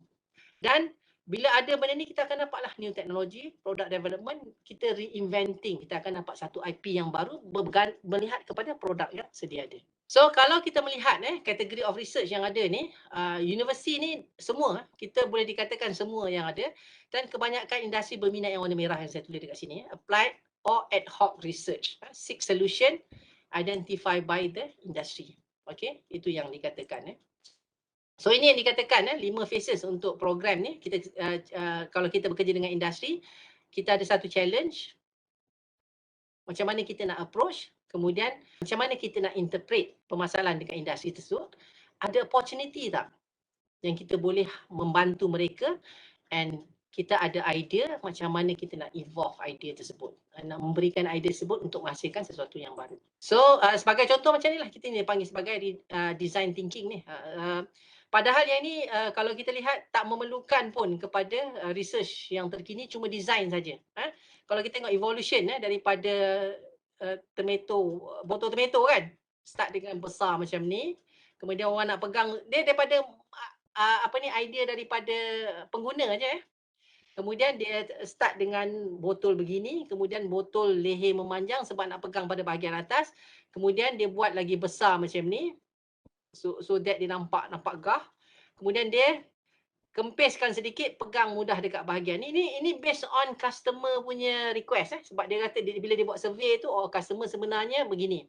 Dan kalau tengok Heinz boleh tunggang ke bawah kan. Sebab bila kita nak habis tu, kita nak tolak agak sukar. So dia akan membuat design yang begini, dan ataupun botol yang sebegini. Semua ni adalah design yang memberi kesan kepada bagaimana mudahnya kecap tersebut untuk keluar. Ini design saja, bukan lagi isi dalam ni. So industri, kalau katalah Heinz kecap ni, dia bukan saja berminat kepada isi ataupun pembaharuan daripada rasa dan sebagainya di dalam ni, tapi dia juga berminat kepada design yang ada ni. Kadang-kadang orang yang design ni tak terfikir pun nak pergi approach kilang-kilang kecap ni, ataupun kilang-kilang tomato ni, orang design sebab dia rasa ini tak berkaitan dengan saya, sebab bukannya saya yang buat bahagian makanan, tapi sebenarnya benda ni melibatkan kepada design. Ataupun orang material, dia nak menukarkan daripada botol kaca ni kepada polimer yang biodegradable. Mungkin dia boleh je approach this company, sebab company ni akan menggunakan botol ni, kalau company yang besar, jutaan per hari botol tersebut. So maknanya besar. So dia akan engage dengan satu company yang besar, ataupun mungkin subsidiary dia sendiri. So dan dia akan invest. Dia akan memberi satu grant apabila kita boleh menghasilkan satu business viability yang boleh membuat satu proses inovasi dan yang boleh menghasilkan satu produk yang baru. Walaupun benda tu adalah tak nampak pun. Design kita tak nampak. Sekarang kita kata design dia bukan research. But design is a research. Okay? Sebagai contoh katalah kita melihat ini masalah ni. So permasalahan kalau kita lihat dengan lambakan plastik, dengan binatang-binatang hidupan air yang mati, yang mati because of terlalu banyak pembuangan-pembuangan plastik, mikro plastik dan sebagainya. So kalau tengok SDG ni memang besar dekat sini. So ada industri yang berminat kepada pengumpulan bahan-bahan ini daripada laut. Ada industri. Ada NGO pun yang boleh invest kepada you punya research untuk pengumpulan. Ada industri yang berminat untuk nak soft menggunakan bahan-bahan ni daripada bahan kitar semula. Okay, dia nak kitar semula benda ni, dia nak sort kepada beberapa jenis polimer yang berbeza dan kemudian dia nak menghasilkan semula. Ada industri yang dia nak introduce benda yang baru, dia tak nak lagi benda ni dan dia nak dia punya syarikat tu, terutama sekali industri yang besar. Syarikatnya terkenal sebagai syarikat hijau. Maknanya kalau dia pakai botol tersebut, kalau botol tu ataupun sachet yang dipakai sebagai contohlah, sachet yang dipakai tu dicampak, orang campak ke laut ke dalam air, dia akan larut di dalam air tersebut. Dia ada masanya. Dia terkena air garam, dia akan larut dalam air garam tersebut. Itu teknologi yang dia nak. Sebab dia menghasilkan yang banyak. Tapi kalau dia pergi ke SME, introduce dia benda ni, dia tak berminat. Because of dia tahu dia nak jual barang dia. Mungkin dia berminat design. Okay? Tapi kalau untuk company yang besar yang menggunakan jutaan of plastik ni jutaan ni, dia berminat ke arah tu sebab dia boleh menggembar-gemborkan CSR dia bahawa produk dia adalah hijau. Produk dia adalah sekian. Kemudian dia, bila dia dah besar dan dia tahu, dia boleh engage kepada policy maker, kepada orang-orang pembuat polisi dan dasar. Bila dasar menghapuskan penggunaan plastik, dia akan menjadi nombor 1 di dunia. Itu adalah target mereka. Bukan sekarang tapi pada masa akan datang. Dia dah siap dah benda tu. So, cara pemikiran industri yang besar dan kecil sederhana agak berbeza. Industri yang besar, big player yang duit banyak ni, dia melihat kepada pada masa akan datang, kalau katalah plastik ni telah di-ban, tak dibenar digunakan dan sebagainya, I will be the giant player. Mereka akan membeli semua plastik-plastik, biodegradasi dan sebagainya melalui saya. Sebab saya ada syarikat-syarikat yang akan apply raw materials dan sebagainya. Itu cara pemikiran yang berbeza. Sebab kenapa? Kerana mereka mempunyai kumpulan penyelidik yang besar. Dia mempunyai research center di situ dan mereka engage konsultan daripada universiti untuk memberi idea. Tapi hak milik itu memang dah hak milik mereka. Mereka tak akan berkongsi hak milik dengan universiti. Itu yang pasti di antara company-company yang besar. Ini antara proses lah. Proses challenge, design proses ni kalau kita nak bekerja di industri, pemikiran kita kena macam ni. Kalau kita nak bekerja dengan industri, tak boleh lagi dah ada hypothesis, research question, benda tu dah kena tukar. Kena tukar kepada apa challenge, macam mana you nak approach, you cover something tak? Uncover something atau you make benda tu sense tak? Kalau you buat sesuatu benda tu, logik tak benda tu? And then ada duit tak? Mahal tak? And then apa possibility yang you boleh create? Okay? You nak buat macam mana? Nak try out, nak working feedback dan sebagainya. Dan benda ni start dengan generate idea, you focus, ideate dan kemudian you act dan you move forward. Ini cara pensyarah kalau nak bekerja dengan industri. You tak boleh lagi dah fikir problem statement dia macam mana. Research question apa? 1, 2, 3, 4. Sebab apa? Setiap research question tu one paper kan? Tak boleh lagi dah. So, macam mana sekarang ni dalam masa 6 bulan ni nak settle benda tu. Sebab tu pensyarah yang bekerja dengan industri tak boleh dengan industri saja. Dia kena ada juga yang fundamental. Because fundamental ni akan menjadi ilmu kepada kita. Sebab kalau kita buat dengan industri ni, kita nak kena jadi juga fundamental untuk nak crack walaupun dia tak berminat. Tapi fundamental itulah yang menguatkan kita, yang menyebabkan kita profess in that particular area. Atau professor in that particular area. Dan ini yang biasa kita lihat. Kalau biasa kita panggil TRL. TRL ni kalau macam technology readiness level, yang ni digunakan oleh NASA biasanya. So kita start dengan basic research sampailah kepada commercialization. Biasanya kalau FRGS tu 1 dengan 2 lah. Technology formulation dengan basic research. Kemudian kita dah ada proof of concept. Dan biasanya industri yang besar dia berminat level 3 sahaja.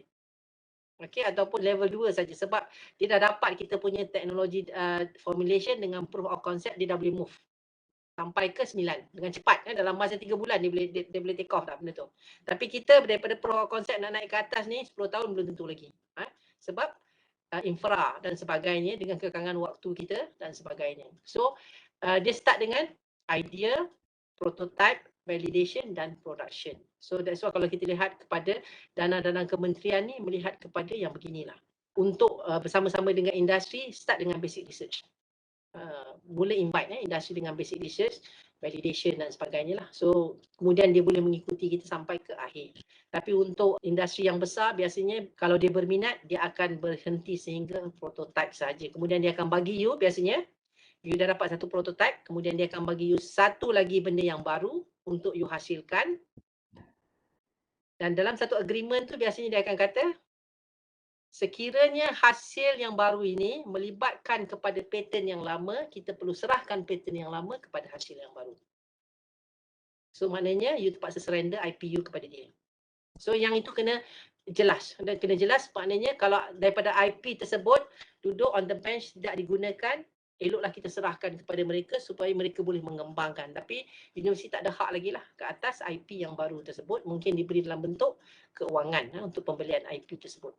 Unless kalau kita nak buat spin company sendiri, universiti nak buat terbitan, syarikat-syarikat terbitan universiti, dan masalah kita yang besar ialah bukan menghasilkan produk, tapi memasarkan produk. Itu masalah terbesar di universiti, pemasaran produk. Sebab pensyarah mungkin boleh membuat hasil dan sebagainya, tapi pemasaran produk tu siapa nak buat benda tu?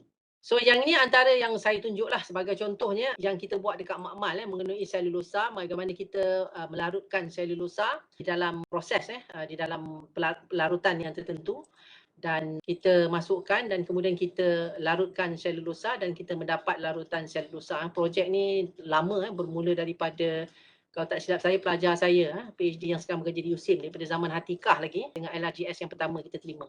Dan kemudian daripada larutan ini kita dah menghasilkan satu IP dan kita boleh pergi kepada terbitan beberapa lah, sebab hidrogel yang sekarang ni kita gunakan untuk pertumbuhan pokok-pokok. Dan saya diminta menyerahkan masa dengan one of the big company, dia minta saya buat satu produk yang baru menggunakan asas dan kemudian minta menyerahkan keseluruhan. Tapi kalau kita dah serahkan, kita dah tak boleh nak menyambung lagi lah projek-projek seterusnya kalau menggunakan kepada pattern yang asas. Ini contohlah, kita membuat hidrogel yang boleh bengkak dan boleh digunakan untuk pertanian. Sebagai contoh, kita buat aerogel dan kemudian macam agar-agar, ini daripada selulus yang kita gunakan. Dan kemudian kita masukkan dengan pearlite. Ini adalah kajian sekarang lah dengan pelajar daripada Dr. Hafiz yang kita bayar untuk pertanian, untuk biologi tumbuh-tumbuhan. Dan digunakan untuk pencampahan pokok. Sangat bagus. Sangat mudah untuk pencampahan pokok. Tapi kalau kita nak commercialize dengan yang biasa ni agak sukar lah, sebab dia kata dia pakai tanah biasa lagi murah daripada yang ni kan. Tapi kalau nak buat kepada yang clean system, untuk factory farming kita panggil, mungkin ini sesuai.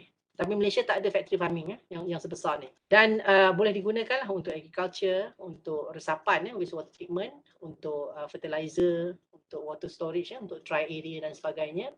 Dan kita mendapat idea daripada Australia sebenarnya untuk menggunakan kaedah ini untuk menghijaukan kawasan-kawasan gurun di Australia. So yang itu masih lagi dalam perbincangan. Dengan solvent yang sama, kita boleh putarkan dia menjadi berbenang. Berbenang kita panggil, ataupun berbenang yang grafin, dan kemudian kita boleh anyam. Anyam untuk menghasilkan tekstil. Contohnya lah inilah tekstil yang kita ni. Sangat jelas yang you boleh gunakan untuk wastewater treatment. Kalau kita lihat kepada membrane filtration, boleh digunakan untuk bahagian ni.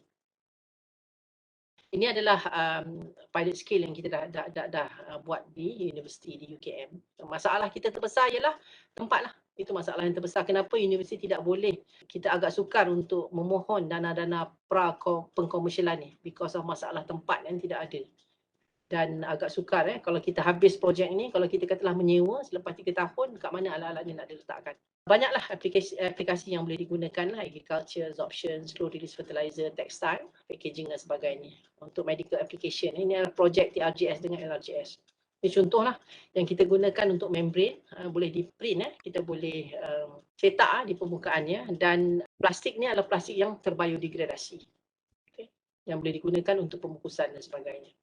Akhir sekali saya nak kita memikirkan, kita sama-sama mungkin boleh buat perbincangan selepas ini.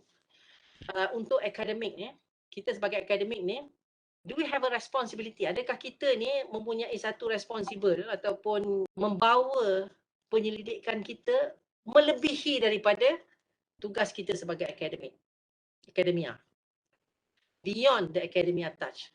Task kita sekarang mengajar, kita supervise pelajar, kita menyelia pelajar, kita juga ada administration, melakukan kerja-kerja admin ni. Sebab tu kalau orang kata jadi kerja pensyarah ni fleksibel, memang fleksibel. Sampai balik rumah pun tak habis. Kadang-kadang buat kerja admin dekat rumah. ataupun buat kerja admin dekat universiti, balik rumah ni membuat kerja-kerja pendidikan dan sebagainya. Sekarang dengan teaching online dan sebagainya, kalau masalah dekat online dekat universiti tak clear, kena balik rumah untuk mengajar. So basically dia tak berhenti kerja sebagai seorang akademik ni. Kemudian kita ada student activities, kita ada kelab-kelab pelajar dan sebagainya yang kita memang bersama-sama dengan pelajar.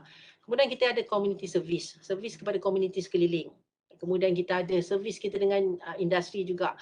Kemudian sekarang ni kita tengah buat develop a new curriculum pula, semakkan curriculum yang ini aja mengambil masa kita sangat lama untuk semakkan curriculum sebab nak melihat kepada 4IR dengan kepada keperluan industri dan sebagainya. So kita ada masa tak? Macam mana kita nak memastikan seorang akademik ni boleh pergi lebih daripada apa yang ada. Nak lebih lagi kepada industri dan sebagainya. Dan bila masuk kepada penilaian kenaikan pangkat dan sebagainya, yang ini juga yang akan dikira. Yang keduanya ialah macam mana kita nak menghasilkan agenda penyelidikan ataupun aktiviti yang boleh memenuhi ataupun yang boleh merapatkan jurang antara akademik dan industri dan boleh menggembirakan kedua-dua pihak and satisfied, boleh kedua-duanya bersetujulah, satisfied antara akademik dengan industri. Macam mana kita nak memastikan benda tu berlaku? Kadang-kadang industri ni dia nak yang itu dan itu, sedangkan kita pun ada benda lain yang perlukan. Kalau sebagai contoh, bila pelajar kita buat master dan PhD di industri tersebut, bila sesuatu benda tu dah mahal dan sebagainya, kita ada contoh bila pelajar tu dah buat sesuatu kajian dan kajian tu sangat bagus, boleh menghasilkan produk yang lebih baik tapi mahal. So industri suruh lompat pula buat benda yang lain.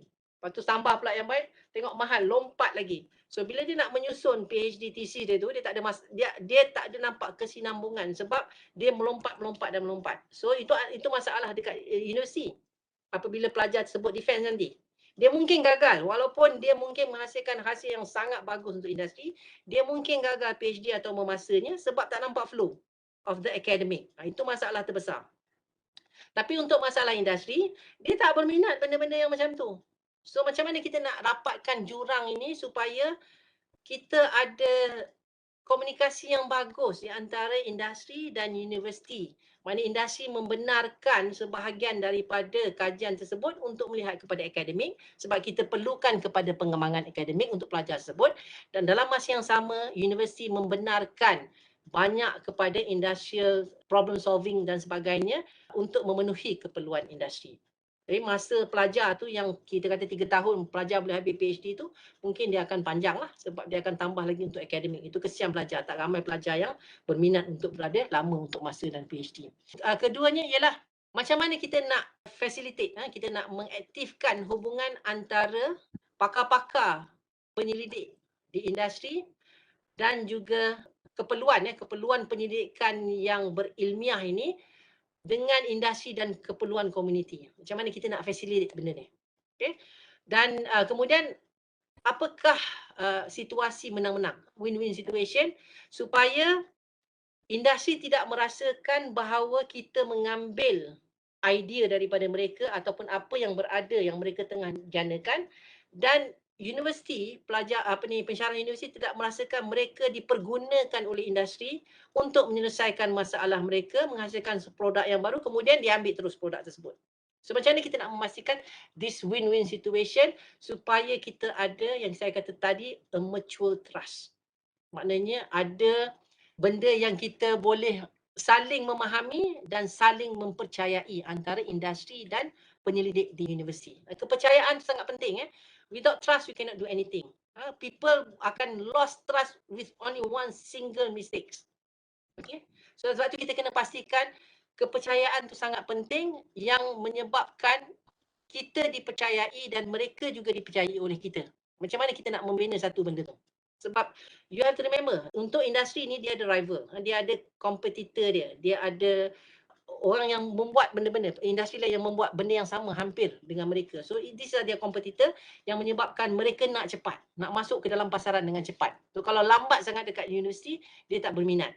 Sedangkan universiti ni perlu juga, setiap apa perlu engage dengan knowledge sebab kita mengembangkan ilmu. Kemudian macam mana kita nak encourage industri untuk invest more untuk dia lebih banyak lagi melabur dalam teknologi research ni. Research yang membawa kepada produk, teknologi driven kita panggil, teknologi driven research. Macam mana kita nak memastikan mereka ni invest rather than kepada ad hoc problem solver ni. Kalau PPRN ni ad hoc aja pada ketika tu. Dia nak yang pada ketika tu saja. Tapi kita nak benda-benda yang baru for the near future ni, dia sanggup invest tak? Itu kebanyakan hanya industri besar saja yang mampu, yang nak invest, tapi dia tak akan pergi sampai habis. Dia akan pergi halfway through saja, kepada konsep saja. Dia just nak konsep sebab dia dah ada benda tu. Itu yang kita kata not being used or being abused. Kita tak nak kita dipergunakan atau kita mempergunakan. And then akhir sekali, macam mana kita nak move universiti ni, macam mana kita nak menolak universiti ni yang orang kata ni duduk dekat Ivory Tower, duduk dekat satu tempat yang Menara Gading ni, keluar daripada tempat tersebut, turun ke bawah kepada masyarakat, yang bercerita kepada masyarakat menggunakan bahasa yang mereka faham.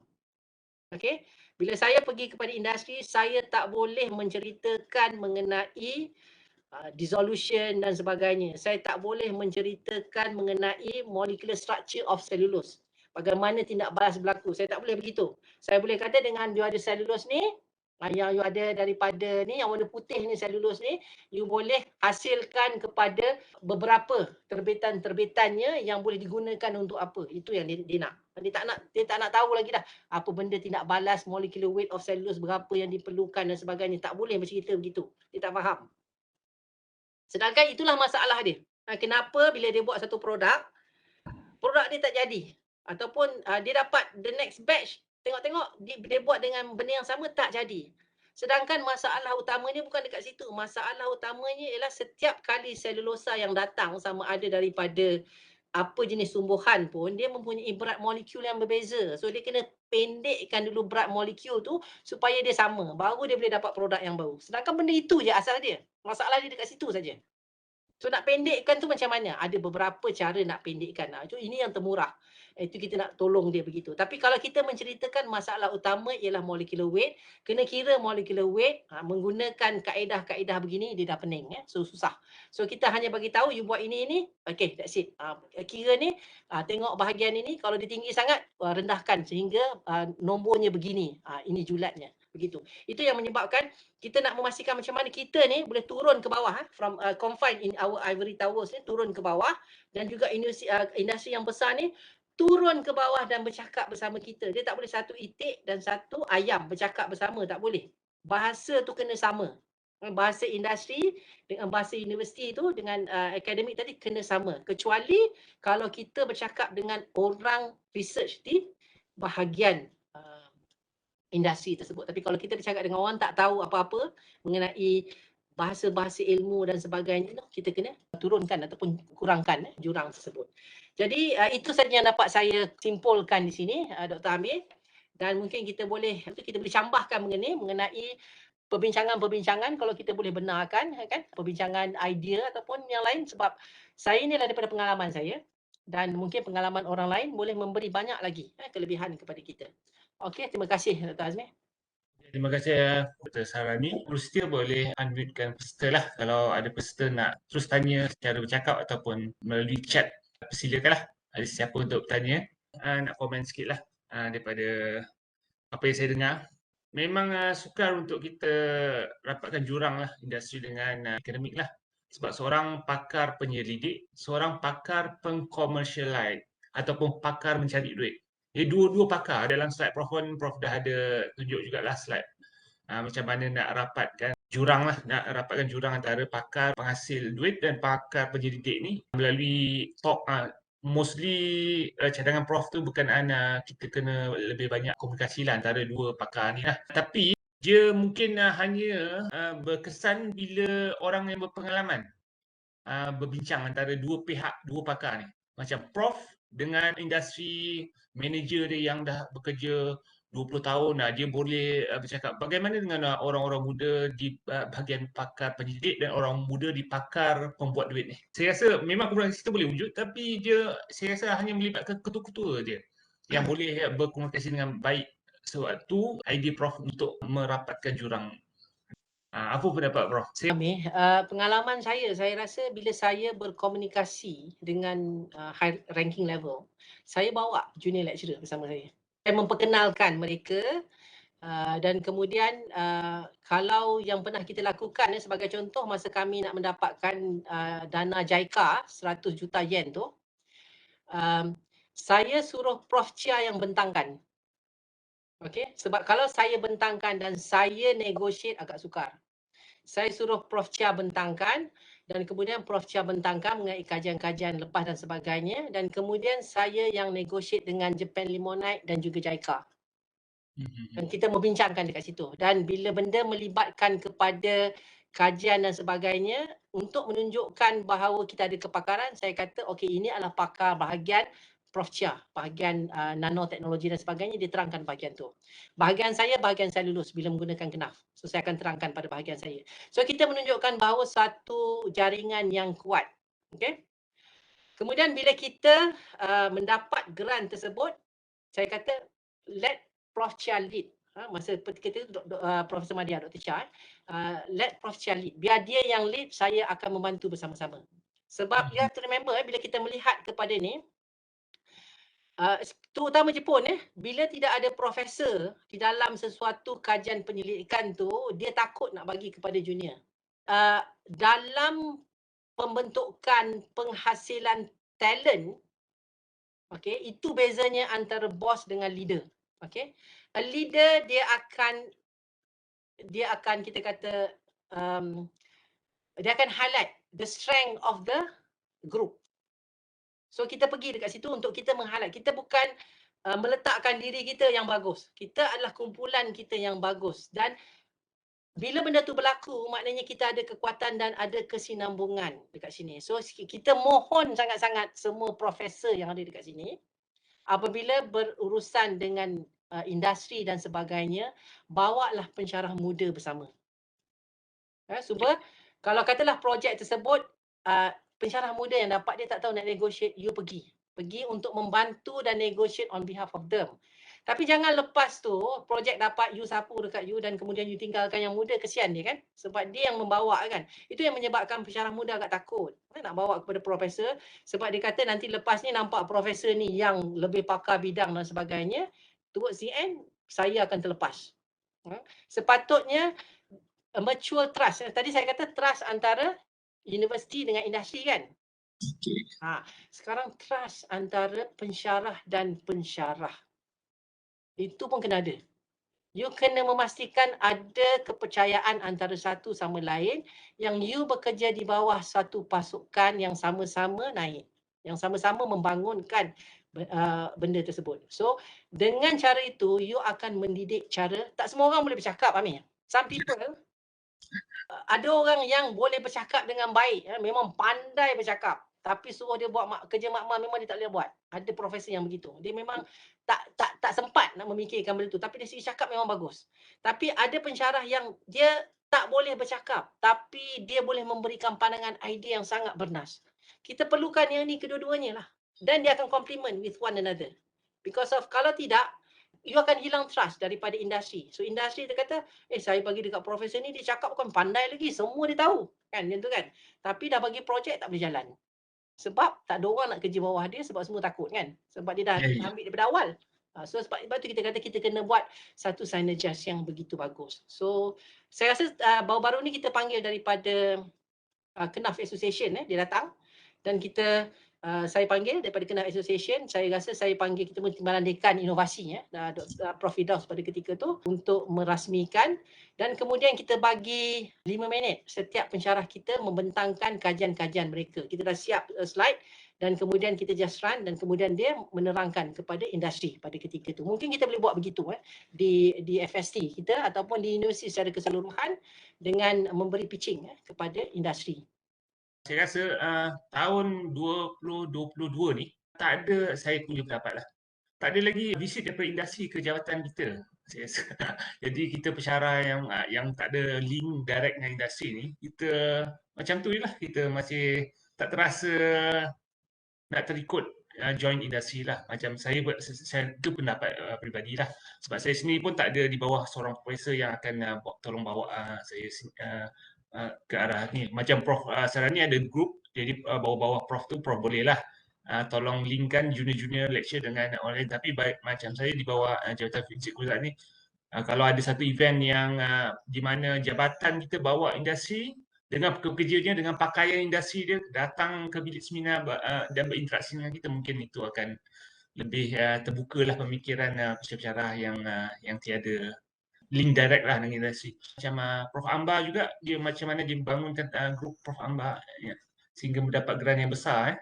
Lagi satu pertanyaan saya, kalau industri inginkan produk itu dalam masa 6 bulan daripada idea kepada produk, jadi macam Prof cakap lah, kita perlu bagi full commitment.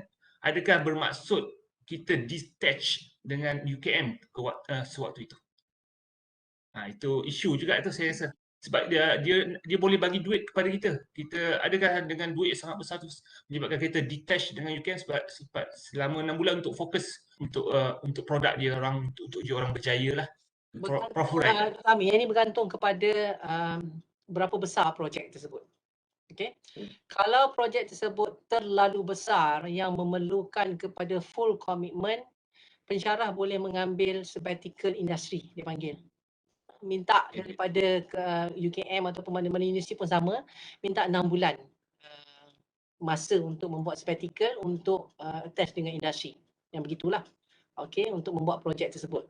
Tapi kalau projek tersebut adalah projek yang boleh kita rasa, daripada projek itu pun kita tahu kita boleh selakan dan kita boleh engage, kita boleh menggajikan seorang pakar iaitu postdoc yang boleh membantu melihat kepada projek tersebut, dan kita ada kumpulan. Sebagai contoh, masa kami mendapat grant daripada consultation, perundingan, kami dibayar. Kalau benda-benda industri biasanya kita bayar, dia ada bayar, bahagian bayar. So katalah dia bagi, dan kemudian katalah projek tersebut memerlukan kepada banci dan sebagainya. So kita kena engage ramai. Sebab kita tak boleh buat seorang. Mungkin you boleh dapat 500,000 untuk you seorang, tapi you penat. So 500,000 tu agihkan kepada 6 orang yang untuk membantu you untuk memberi kepada projek-projek, sub-sub projek, ni bahagian ni dan ini dan sebagainya. Dan kemudian hire pula RA, research assistant dan sebagainya. So then kita boleh monitor, kita sebagai consultant kita monitor, dan mereka dapat keputusan, kita boleh baca anytime. Dan bila ada keperluan, baru kita turun ke lapangan. Tapi kalau kita nak kena turun lapangan setiap kali, 6 bulan tu maknanya kita kena ambil cuti daripada universiti. Sebab kita takkan mampu nak mengajar dalam masa yang sama, nak menyelia dan sebagainya.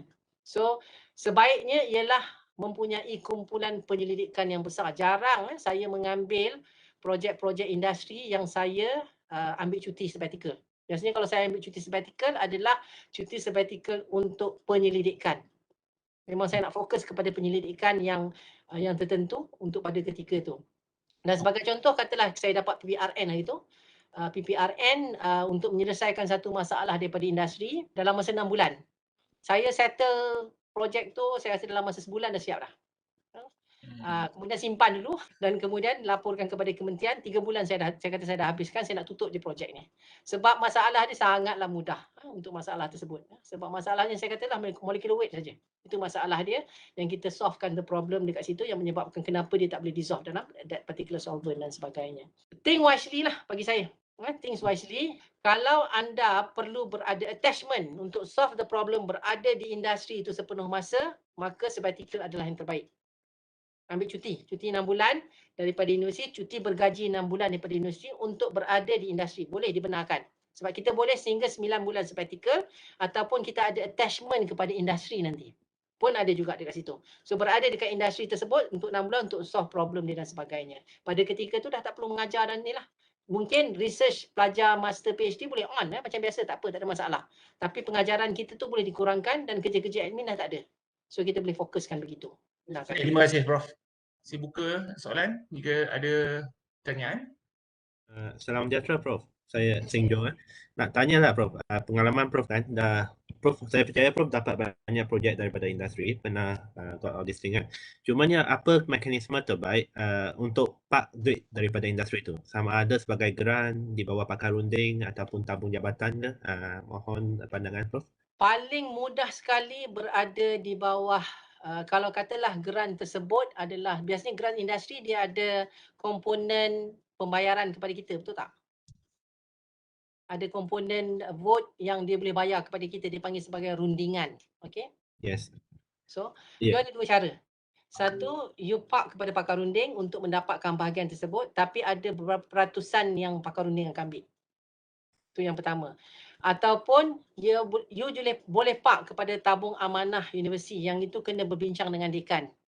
Bagaimanakah pemberian honorarium kepada you boleh diagihkan kepada penyelidik melalui tabung tersebut, dan juga berapa peratus yang biasanya fakulti akan ambil. Ataupun kami park kepada KRIM sebab dia ada komponen research dekat situ. Bila ada komponen dekat research, kita park di KRIM dan kemudian dia akan letak ST something lah. Dan kemudian kena ada klausa bahagian honorarium yang boleh diberikan kepada pensyarah. Dia di bawah vote 29. Yang itu kena jelas dalam agreement, perjanjian, bahawa vote 29 itu untuk bayar you berapa? 23,000 ke 20,000 ke untuk nama-nama orang yang itu dibayar untuk membuat tersebut. Yang itu boleh juga dipark kepada KRIM kalau dia melibatkan kepada penyelidikan yang diperlukan. So, you ada 3 macam mana? Okay. So, which one yang Prof rasa paling mudah untuk kita uruskan projek tersebut? Kalau you park di bawah pakar runding, mungkin dia mungkin ada benda-benda yang lebih mudah sebab dia tak terikat kepada perbendaraan dan sebagainya, walaupun ada, tapi pengeluaran duit mungkin lebih cepat lah. Bergantung kepada how efficient pekerjanya. Saya tak boleh nak kata lah. Dia bergantung kepada how efficient pekerja di pakar runding. Okay? Tapi kalau kita park di KRIM ataupun di FST, kita terikut cara pembelian dan sebagainya. Okay. Prosedur tu kena ikut. Sebagai contoh, katalah kami park dana Erasmus hari tu. Dana Erasmus dia ada staff cost. Staff cost yang boleh dibayar kepada kami. Tapi dia memang penat lah. Tapi kita park kepada KRIM. Kita sebagai dana daripada luar dan kemudian kita dana padanan dan sebagainya dan mengikut vote tersebut lah. So then, bila kita nak mengeluarkan duit tersebut, mengikut perbandaraan sebagaimana yang ditetapkan. Okay. Faham, Prof. Thank you, Prof. Okay. Sampai setakat inilah perbincangan dan syarahan umum daripada Jabatan Fizik Gunaan yang disampaikan oleh Profesor Dr. Sarani Zakaria. Itu saja daripada saya. Wabillahi taufiq. Assalamualaikum warahmatullahi wabarakatuh. Terima kasih, Prof. Terima kasih.